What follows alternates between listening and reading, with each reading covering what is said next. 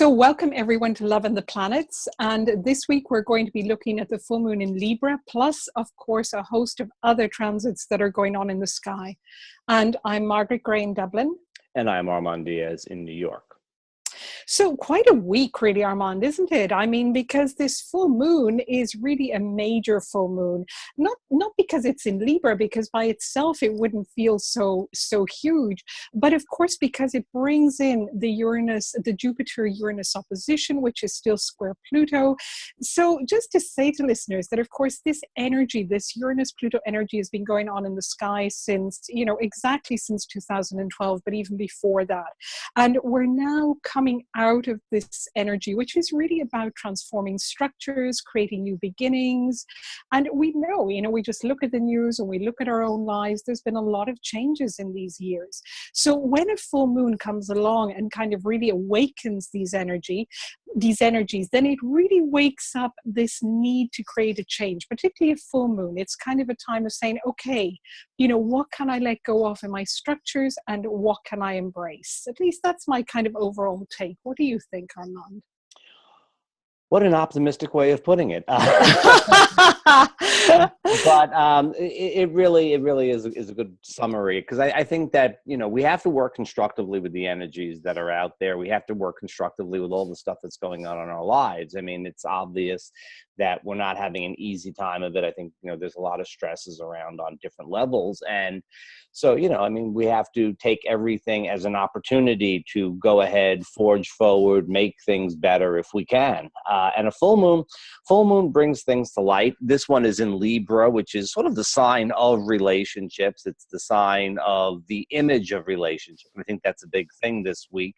And it's sort of moved away from Jupiter, but it's right in there between Jupiter and Uranus. But Uranus is in Aries, and Uranus in Aries is saying, hey, what about me? And as we get to Friday, the sun is conjunct Uranus. So this is a very, this is a time when we're feeling very independent. And then, just as we're feeling that solar energy in Aries, especially for those of us in the Northern Hemisphere, it's right after the spring equinox, and this sort of, me type of energy comes up very strongly.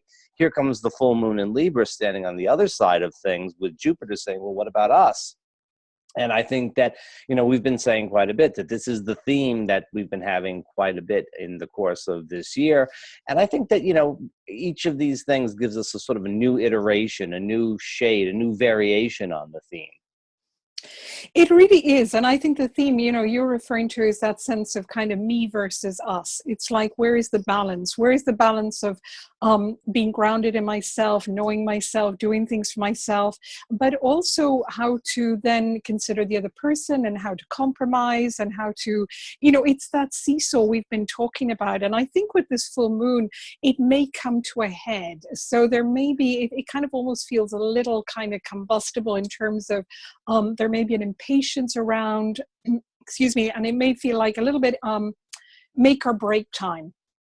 So, in terms of, is this working for me or not? And I think what I would say to listeners is, maybe, in relationships, really, this is not a time to make decisions. I would say when energies are so dynamic and so fiery, it's really a great time to take a deep breath and just ground, kind of just stay stable and still oneself a little bit rather than making a sudden decision, which then there may be regrets, particularly because, there's so many aspects that are going on. And there's the fact, of course, of Venus stationing direct on the 15th. So, and we'll talk about that in a moment. But so there's a lot already going on in the arena of relationships. So just maybe to take it a little easy.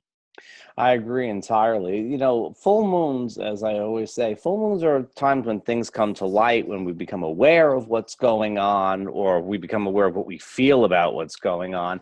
But they tend to be rather reactive times rather than active. It's not great for making a decision. You're already on the train and going to the destination. It's not like you can really make a lot of wise decisions at the full moon.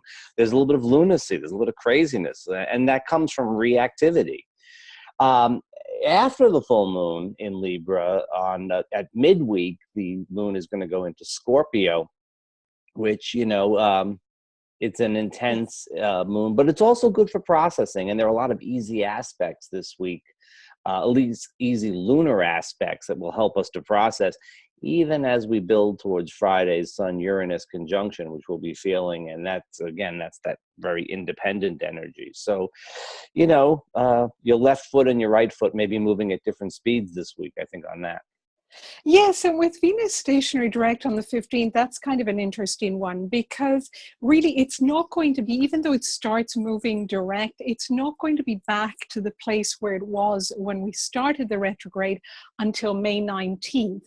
So I think the interesting things with retrogrades are that, you know, it's gone over these spots 3 times, you know, so it went over it, then it went back over it. So we revisited whatever the core themes were. And now it's kind of finally going to go direct over it. So I think this last time of going over it is more when action might take place. So it's like we had a taster of it, then we kind of had time to kind of ruminate on it, and now it's time to take some action. So again, you know, this period, you know, between now and May 17th is going to be much more about what we do with what we've kind of reviewed in our relationships. And just to mention to listeners that we're delighted to be participating in the webinar for the Relationship Club by our colleague Dorothy Oja on April 10th. So if anybody would like to tune in, we would love you to. And we're going to be talking all about the Venus retrograde. Indeed. Now, you know, here's some positive stuff that's coming up out of the Venus retrograde, is out of the Venus station. Not out of the station in the sense of meaningfully, I just mean after the Venus station. Venus and Mars will be sextile on Sunday.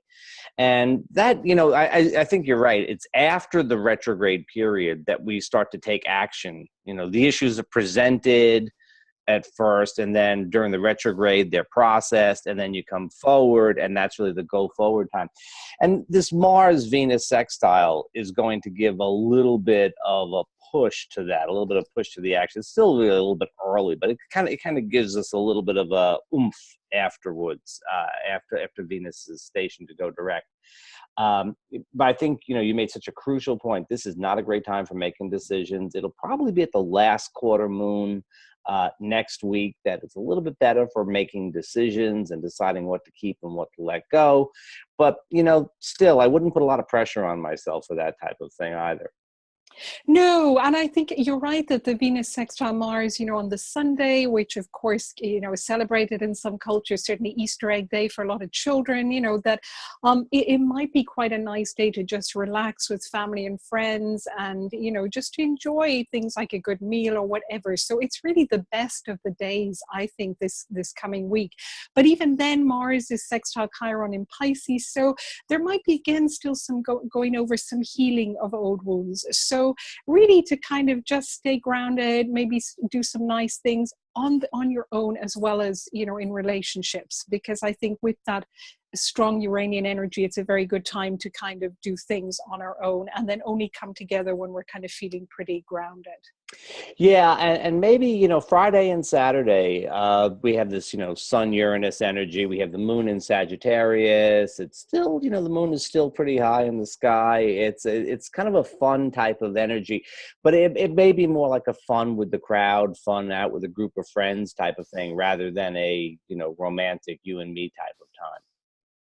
So very interesting week ahead, and we look forward to meeting up with everybody again next week for the transits of the following week. Bye-bye, Armand. Bye-bye. Well, actually, you know, Mark, we're going to have to wait till next week because they can catch us on the Relationship Club. Yes, absolutely. So absolutely, April 10th, of course. It's Monday afternoon, and we'll perhaps see you there. Now, bye-bye. Bye-bye.